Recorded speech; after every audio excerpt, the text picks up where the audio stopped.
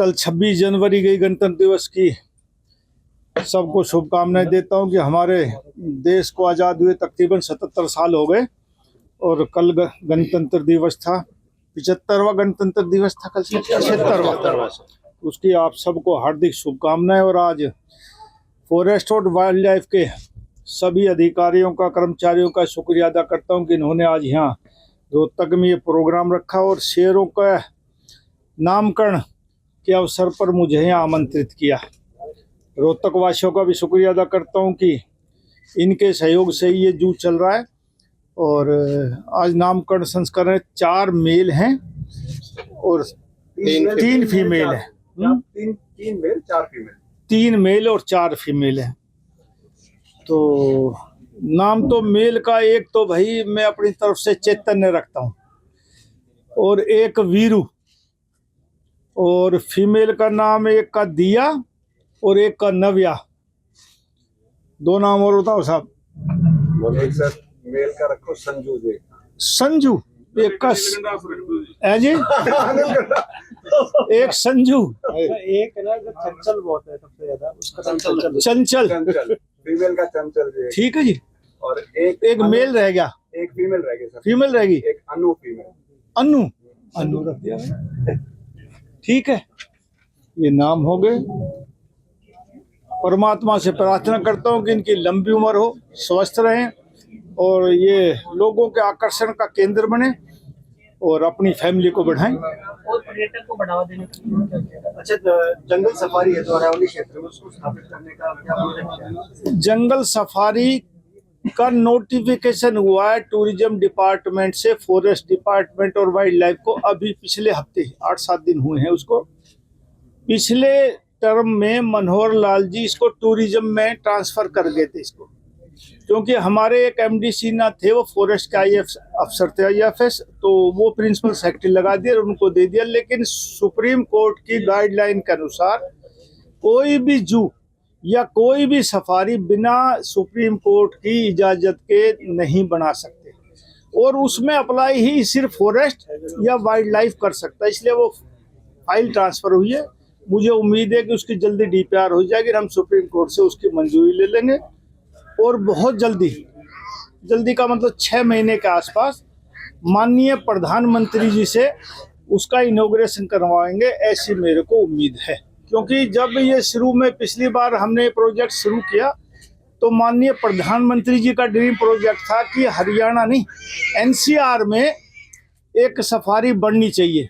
तो एनसीआर में अरावली हमारे सबसे नज़दीक था, तो हमने कोशिश करी और वो अब सिरे चढ़ने जा रही है। उम्मीद करता हूँ कि इस देश में एक दुनिया की सबसे बड़ी सफारी हमारे हरियाणा में बढ़ने जा रही है। कितना प्रोजेक्ट, कितना बड़ा है? ये 10,000 एकड़ का है, तकरीबन 4,000 हेक्टेयर आप लगा लो।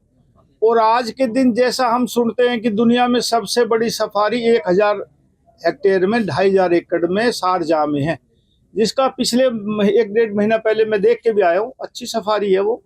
और 2-3 सफारी, जैसे अभी अंबानी जी ने एक जामनगर में वनतारा खोल रखी है, एक नागपुर के आसपास सफारी, ऐसे 2-3 सफारी हम फरवरी के महीने में उनको देखेंगे और उस हिसाब से इसकी डीपीआर तैयार करवा के और जल्दी इसका शिलान्यास करवाएंगे। अच्छा, वन क्षेत्र उसको बढ़ाने के लिए क्या कुछ न वन क्षेत्र में अब हमने कहा कि हमारे इलाके में ज्यादातर पहाड़ों में काबली कीकर खड़ी है, तो मैंने डिपार्टमेंट को कहा कि हर साल 10% काबली कीकर खत्म करो, नए पीसीज उसमें लगाओ जो लंबे चलते हो। काबली कीकर ना कोई किसी काम आती है, बस उसमें होती है, कांटे ज्यादा होते हैं और किसी काम की नहीं हो। पता नहीं कहाँ से ये पेड़ आया कभी जमाने में। अब हम त्रिवेणी की कोशिश कर रहे हैं और जिस जंगल में जो पेड़ लग सकता हो वहाँ का, उस पेड़ को लगाने की हम कोशिश करेंगे। मंत्री जी, आपकी तो सरकार को 100 दिन पूरे हो चुके हैं। हाँ जी साहब, 101 दिन हो गए बताया जी। अब मुख्यमंत्री जी क्या उपलब्धि काम करवा रहे हैं? सब हम 5 साल, 10 साल, 11 साल राज हो जाएगा, 25 साल राज बीजेपी को हो जाएगा। अगर विपक्ष का काम है वो यही कहते हैं कि इन्होंने कुछ नहीं किया। ये तो फैसला 5 साल के बाद जनता जनार्दन करती है कि किसने काम किया, किसने नहीं किया।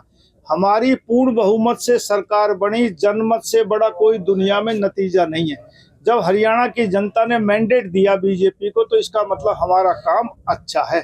विपक्ष का काम है आलोचना करना, वो आज कर रहे हैं, 100 दिन हुए हैं। वो 5 साल हो जाएंगे, जब भी करते रहेंगे जनता अपना फैसला सुनाएगी और वो मैंडेट के हिसाब से आप लोगों को पता लगेगा। दिल्ली चुनाव को लेकर कैसे देखते हैं, क्योंकि देखो, दिल्ली चुनाव में पिछले 2 चुनाव में आम आदमी पार्टी ने बहुत भारी बहुमत से सरकारें बनाई है, लेकिन मेरे को भी जाने का अवसर मिला है।